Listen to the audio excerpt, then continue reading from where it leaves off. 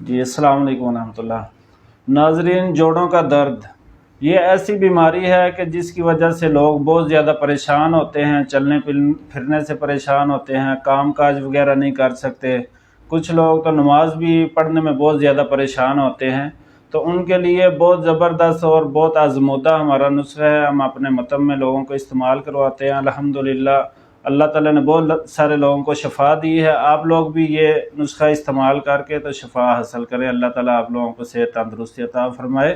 تو چیزیں آپ نوٹ فرما لیں اور یہ استعمال کریں بنا کے، انشاءاللہ جوڑوں کا درد ہو، کمر میں درد ہو، موروں کا درد ہو، انشاءاللہ کسی قسم کا درد بھی آپ کا نہیں رہے گا۔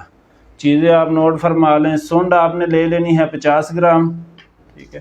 یہ سرنجان شیری 50 گرام، اور یہ ہم نے اسگند کا پاؤڈر کر کے رکھا ہوا ہے۔ یہ اس حالت میں ہوتی ہے اسگند، انگوری بھی اس کو بولتے ہیں۔ یہ قد بڑھانے کے لیے بھی بچوں کو بہت زیادہ لوگ استعمال کرواتے ہیں، اور دردوں کے لیے بھی بہت زیادہ استعمال ہوتی ہے۔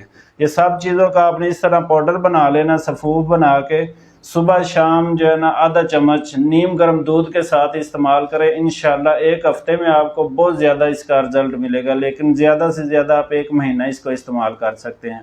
دودھ لازمی استعمال کریں۔ انشاءاللہ ایک ہفتے سے 10 دن کے اندر اندر آپ کے جوڑوں کے درد یا کمر درد انشاءاللہ ٹھیک ہو جائے گا۔ ویڈیو اچھی لگے تو لائک اور شیئر کر دیں۔ السلام علیکم۔